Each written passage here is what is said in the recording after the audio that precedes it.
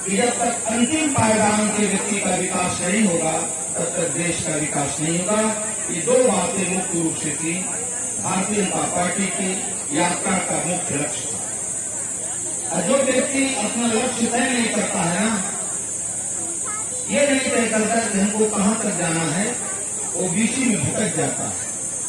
Bharatiya Janata party के नेताओं ने अपना लक्ष्य तय कर लिया। मैंने आपको बताया कि देश भर भारत माता के माथे पर लगे जो कलंक के धब्बे हैं उनको मिटाना, देश को भारत माता को विश्व के सर्वोच्च सिंहासन पर विराजमान करना और आम आदमी की तकलीफों को दूर करना। इस दिशा में जब आगे बढ़े हम तो आपने देखा कि प्रारंभ में जो पढ़े लिखे नौजवान यहाँ खड़े हैं और सब जानते भी हैं कि देश में दो तरह की व्यवस्थाएं थी, जिसके लिए आदरणीय डॉक्टर श्यामा प्रसाद मुखर्जी जो देश के नेता थे, उन्होंने कहा कि देश में दो विधान, दो प्रधान, दो निशान, नहीं चलेगा, नहीं चलेगा, नहीं चलेगा। इस बात का प्रथम में नारा दिया। ये नारा था देश के हित में। आप कल्पना करिए कि जब देश आजाद हुआ तो आदरणीय सरदार पटेल, वल्लभ भाई पटेल देश के गृहमंत्री हुए। बहुत आदरणीय लोगों की सरकार थी, लेकिन प्रथम दौरा अपना डॉक्टर वल्लभ भाई पटेल ने गुजरात का किया। जमुना के समुद्र के किनारे जाकर उन्होंने हाथ में जल लिया और कहा कि मैं सोमनाथ मंदिर का जीर्णोद्धार करूंगा। लोगों ने कहा कि इस सेकुलर देश से आप क्या कह रहे हैं? कहा कि नहीं, फिर जल लिया और कहा कि सोमनाथ मंदिर का जीर्णोद्धार करूंगा। 3 बार जल लेकर इस बात की उन्होंने प्रतिज्ञा की। मंदिर के परिसर में आए, जब तक गजनी ने मंदिर को तोड़ा था तभी से लेकर और उस परिसर में कुछ लोग बसे हुए थे। गृह मंत्री जी ने निवेदन किया कि 1 माह के भीतर अगर परिसर खाली कर देंगे तो आपको पुनर्वास की व्यवस्था की जाएगी, नहीं खाली करेंगे तो कोई हम आपकी जिम्मेदारी नहीं ले सकते हैं। 1 माह के भीतर नहीं, 2 सप्ताह के भीतर ही वो परिसर खाली हो गया। सोमनाथ के मंदिर का मित्रों जीर्णोद्धार हुआ और भारत के प्रथम राष्ट्रपति डॉक्टर राजेंद्र प्रसाद जी ने उसका लोकार्पण किया। ये होती है दृढ़ इच्छा शक्ति मन में। यदि उसी समय बाबा विश्वनाथ के मंदिर का, अयोध्या के मंदिर का भी निर्णय ले लिया गया होता तो इतनी कठिनाई नहीं होती। लेकिन कमजोर इच्छा शक्ति वाले जब कहीं भी रहते हैं तो यही हाल होती है जो आज हो रही है। सरदार जी का दूसरा उदाहरण बताऊंगा आपको। सरदार जी पानी के जहाज से जा रहे थे, पूछा कि ये क्या दिखाई पड़ रहा है? पायलट ने कहा सर ये गोवा है। पर गोवा भारतीय गणराज्य का हिस्सा नहीं था। सरदार ने कहा अटैक करो गोवा पर। हम कितने हैं जहाज में? लोगों ने कहा हम 5 हैं। पायलट ने कहा मुझे 28, हम 5 हैं। 5 लोग जहाज में थे। सरदार ने जो अटैक की बात कही और गोवा के राजा को समाचार गया। गोवा का राजा के सरदार के पैरों में गिर पड़ा और गोवा भारतीय गणराज्य का हिस्सा बन गया। गोवा भारतीय गणराज्य का हिस्सा बन गया। ये होती है दृढ़ इच्छा शक्ति। मित्रों,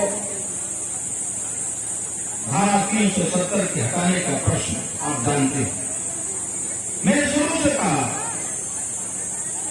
कि भारतीय जनता पार्टी प्रारंभ काल से ही हम प्रधानमंत्री बनेंगे, हम मुख्यमंत्री बनेंगे, हम सांसद बनेंगे, ये लक्ष्य कभी था ही नहीं भारतीय जनता पार्टी का। ये तो साधन है, राजनीतिक साधन है। ये साध्य नहीं है, तो साध्य नहीं है।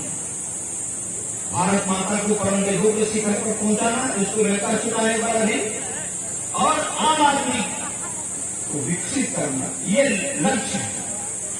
और लक्ष्य तक पहुंचेंगे हम, ये तय कर लिया। और आपने देखा कि इस धारा 370 को लोग कहते थे कि तो हिमालय पहाड़ जैसा है, ये हट ही नहीं सकता। ये हटेगा तो जम्मू कश्मीर में पूरे देश में खून की नदी बह जाएगी। जब भारतीय जनता पार्टी के वही कार्यकर्ता जब प्रधानमंत्री के रूप में नरेंद्र मोदी जी, गृह मंत्री के रूप में अमित शाह जी जब उस कुर्सी पर बैठे तो धारा 370 को ऐसे हटा दिया जैसे प्राइमरी स्कूल का अध्यापक किसी बच्चे का कान पकड़े कहे कि स्कूल से बाहर जाओ, ऐसे चुटकी मिलाकर धारा 370 को खत्म किया। दुनिया देखती रहेगी, दुनिया देख रहेगी तो खून की नदी नहीं, किसी ने किसी का कॉलर भी नहीं पकड़ा पूरे देश में, किसी ने किसी का कॉलर भी नहीं पकड़ा।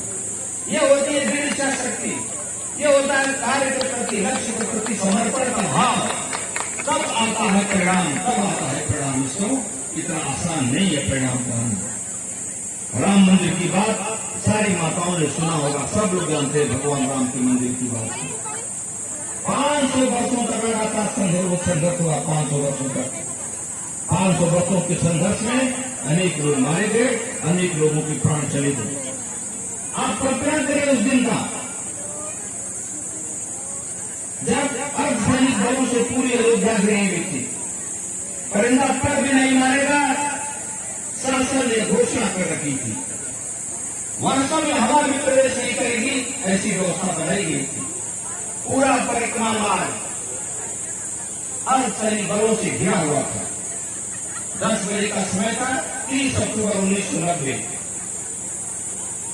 कार सेवा का समय था 10 बजे का 30 अक्टूबर 1990।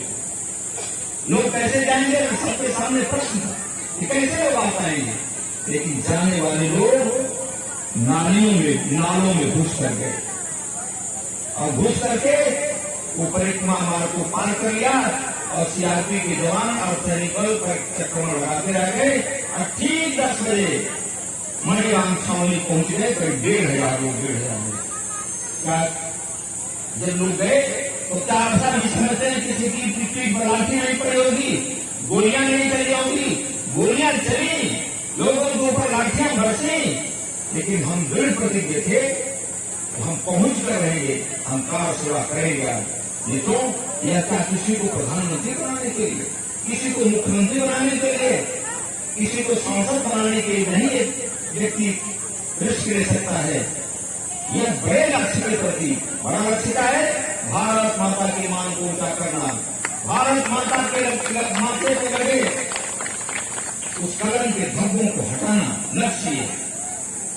जब लक्ष्य महान रहता है ना तो आदमी त्याग कर लेता है।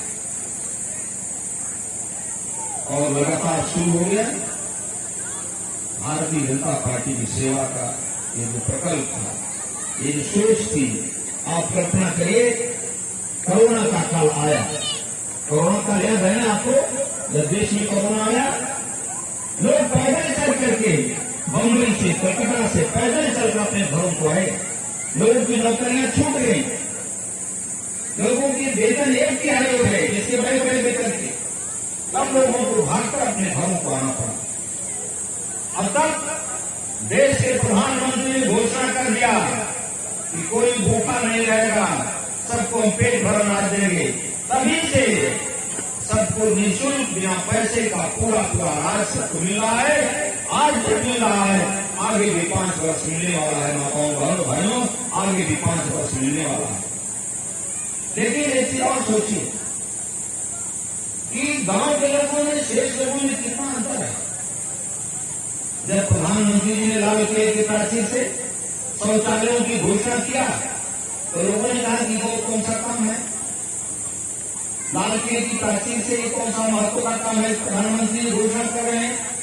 उन लोगों को क्या पता गांव में शौचालय की हाल कुछ नहीं है। तो सभी बैठे लोगों से पूछिए, इनसे पूछिए कि जब सूरज डूबता अंधेरा होता है तब हमारी माताएं पहले भी और पुरुष भी शाम को तभी बाहर जाता है शौच इत्यादि के लिए जब सूरज डूब जाता है। और प्रातःकाल सूरज उगने से पहले इस समस्या का समाधान हमको करना पड़ता है। और जब दिन में पेट में तकलीफ हो जाती है तब पूछे कि घरों में क्या होता है, कैसे उस समस्या का समाधान होता है। और जब कठिन समस्या और हो जाती है, जब घर में कल की नई दुल्हन आती है, कल की नई दुल्हन आती है, उसके पेट में दिक्कत होती है, उसको परेशानी होती है, तब कैसे समस्या का हल होता है ये बैठी माताएं भी जानती हैं, आप सब भी जानते हैं कि आपके घरों में क्या व्यवस्था होती थी। आज से 14 से पहले जाइए, जब घरों में शौचालय नहीं हुआ करते थे, तब सोचिए क्या व्यवस्था होती थी। कठिनाई तो तब और हो जाती थी जब शादी के मंडप में दूल्हा दुल्हन दोनों बैठे हैं और दूल्हे के पेट में तकलीफ होगी तो वो तो उठ के चला जाएगा, समस्या का समाधान कर लेगा। और दुल्हन के पेट में तकलीफ नहीं हो सकती, किसी को भी हो सकती है, आम व्यक्ति को ये तकलीफ हो सकती है, किसी समय हो सकती है। मित्रों, माताओं के माथे पर बल पड़ जाता है, आप क्या करें। लेकिन अगर घर में शौचालय है तो बगल में बैठी हुई महिला से धीरे से दुल्हन कान में बताएगी और वह महिला उठाकर ले जाएगी, घर में शौचालय होगा, अपनी समस्या का निदान करके फिर आगे मंडप में बैठ जाएगी। ये है शौचालय का महत्व। 2 मीटिंग भोजन नहीं मिलेगा, काम चल जाएगा। क्या 1 सेकंड भी आप शौचालय की समस्या को बर्दाश्त कर सकते हैं? नहीं कर सकता, अभी तो कोई नहीं कर सकता है। इसलिए इतने महत्व के विषय पर जिस दिन प्रधानमंत्री जी ने लाल किले की प्राचीर से घोषणा की, उस दिन मैंने उनके माथे में शीश नवाया और मुझे लग गया कि प्रधानमंत्री नरेंद्र मोदी जी जब इतनी संवेदनशील समस्या का निवारण करने के लिए उनके दिमाग में बात कर रही है, तो गरीबों की, आम आदमी की कोई समस्या नहीं बचेगी जिस समस्या का निदान नहीं हो जाएगा। आप कल्पना करिए कि 1 बोरी यूरिया के लिए जिसका दाम 270 रुपए है, हम दुकान पर बैठते थे और सिफारिश करते थे कि उधार दे दो, गेहूं कटेगा तो तुमको पैसा वापस कर देंगे। ट्रैक्टर की जुताई जब उधार रखते थे, यहाँ सब किसान बैठे हैं, किसान परिवारों के लोग बैठे हैं। जिस पंपिंग सेट से पानी लेते थे ना, उस पानी का पैसा भी हम उधार रखते थे। लेकिन जब आदरणीय नरेंद्र मोदी जी ने 6,000 रुपया 2,000 को लुटा करके 3 किस्तों में हमको दे दिया, रबी, खरीफ, जायद 3 फसलों के लिए, तो अब 6,000 रुपये में 4 और 5 बीघे की खेती आराम से हो जाएगी। अब 1 बोरी यूरिया के लिए किसी के सामने में तो हाथ नहीं फैलाना है, हाथ नहीं फैलाना पड़ेगा। ट्रैक्टर की जुताई कर लेंगे, गाय खरीद लेंगे और बीज भी खरीद लेंगे आराम से। अगर उस पैसे का सदुपयोग किया गया तब, और उस पैसे का किसी ने दारू पी लिया तब तो काम खत्म हो जाएगा। इसलिए प्रधानमंत्री जी ने हर समस्या का निवारण किया है। मित्रों, याद करिए, वही बिजली है ना, वही बिजली है। फिर 1 हफ्ता रात में आती थी, 1 हफ्ता दिन में आती थी। हम लोग बातों को भूल जाते हैं। हमारे घरों के लोग, आपके घरों के मालिक जाड़े की रात में पानी भराने जाते थे कि नहीं जाते थे? जाड़े की रात में जाते थे। आज वो बात है क्या? शाम जो होती है पूरा इलाका लाल पीले रंगीन बल्बों से जगमग करने लग रहा है। अब किसी का बेटा, किसी का बच्चा लालटेन में पढ़ता है, बिजली में पढ़ता है। कैसे जाना बदला? इसी को कहते हैं अच्छे दिन, इसी को कहते हैं अच्छे दिन। अच्छे दिन का और का मतलब हो सकता है बात मत करिए कि जो बोलता है उसे बोलने की बात मत करिए, बात मत करिए। इसी को कहते हैं मेरे को अच्छे दिन। अच्छे दिन और क्या होते हैं? आप कल्पना करिए कि जाके बरसात के दिन में ईंधन गिरा होता था तो फूंकते आंख लाल हो जाती थी, आंख धुएं से भर जाती थी। तो दरवाजे पर बैठा मेहमान 1 कप चाय आप ठीक से नहीं बना पाते थे, उठ निकला जाता था। आज सबके घरों में गैस है, गैस से अपना काम आप कर ले रहे हैं। यहाँ सभी बड़े लोग जो कार से, गाड़ियों से चल रहे हैं, एक गैस के लिए 3 बजे भोर से आके लाइन लगाते थे। आज गैस आपके दरवाजे पर आ रही है, आप कहते हैं नहीं हमको नहीं चाहिए, हमारे पास है। कैसे नहीं बदल गया? दिन कैसे बदला? आप सोचिए, छोटी छोटी बातों को ऐसे ही बदलता है। इसी को अच्छे दिन आना कहते हैं। और क्या अच्छे दिन आएगा? आपके मुंह में कोई रोटियां नहीं डालेगा, तो ये अच्छे दिन है। अच्छे दिन के लक्षण ये है। और इस समय आप याद करिए कि आपके आदरणीय सांसद मनोज सिन्हा जी थे। मनोज सिन्हा का नाम सब सुने हैं ना? सुने देश में मनोज सिन्हा जो हमारे MP थे पहले, उनका नाम सुने हैं ना मनोज सिन्हा जी का? तो मनोज सिन्हा जी ने इस क्षेत्र को पोलिटिकली मैंसाइन कर दिया। कभी इधर से गए, कभी उधर से गए, कभी यहां से गए, कभी वहां से गए। और 2 दिन सप्ताह में शनिवार को, रविवार को वो जिले पर रहते थे, लोगों की समस्याएं सुनते थे। आप जरा दिल्ली पुलिस स्टेशन चले जाइए, जखनिया स्टेशन पर चले जाइए, वो पहले वाला स्टेशन है क्या? कितना बदल हो गया है चारों तरफ। और मैं तो कहता हूं कि तारीख घाट आप नहीं गए हो, लेकिन पैसा लगा करके तारीख घाट देखिए, नीचे नीचे रेल आ रही है, ऊपर से आपकी मोटर चली जाएगी। 20,000 करोड़ रुपए की योजना पूरी धरती पर उतारी गई आदरणीय मनोज सिन्हा जी के चलते। तो 2014 से 19 तक और 19 से 24 तक 2 ऐसे खाना खींच लीजिए, केमिस्ट्री पढ़ाते होंगे, करते होंगे, तो गुण दोष लिखते हैं ना, गुण दोष, और उसका निवारण आप कुछ कर लीजिए। मुझे कुछ कहना नहीं इस विषय में, लेकिन इतना वर्ष कहता हूं कि आपने भी पार्लियामेंट जाने का अवसर दिया। यदि मुझे पार्लियामेंट में जाने का अवसर मिला तो निश्चित रूप से कह रहा हूं कि 14 में चला विकास का रथ जो 19 में रुक गया, जिसका चक्का धंस गया, पूरी ताकत से उस चक्के को निकालूंगा और दोनों से उस विकास के रथ को आगे बढ़ाया जाएगा, दोनों से विकास के रथ को आगे बढ़ाया जाएगा। क्योंकि मैं आपके सामने, बहुतों के सामने नया चुनाव लड़ आया हूं, तो लोगों के मन में शंका हो सकती है कि सामने वाला कैसा होगा, कैसा नहीं होगा। आपको आश्वस्त करता हूं, अगर राजनीतिक जीवन में 10 नए पैसे का विभाग लग जाएगा तो दोबारा आपके सामने मुंह दिखाने नहीं आऊंगा, दोबारा आपके सामने मुंह दिखाने नहीं आऊंगा। अब तीसरी बात करता हूं कि मैं अनुपस्थित रहने वाला विद्यार्थी नहीं रहा हूं कभी, मैं क्लास में, स्कूल में जब पढ़ाई करता तो भी उपस्थित, और पढ़ाता हूं तब भी उपस्थित, पूरे समय पर उपस्थित। वर्तमान सांसद की तरह क्षेत्र छोड़कर भागने वाला नहीं। आपको विश्वास दिलाता हूं कि आपके कदम से कदम मिलाऊंगा, आपके कंधे से कंधा मिलाऊंगा, और सब हमेशा अपनी उपस्थिति का एहसास कराऊंगा सबको, और आपके मान सम्मान पर कभी कोई आंच नहीं आने दूंगा, कभी कोई आंच नहीं आने दूंगा। इन बातों के साथ अपनी बात समाप्त करता हूं। जय हिंद, जय भारत।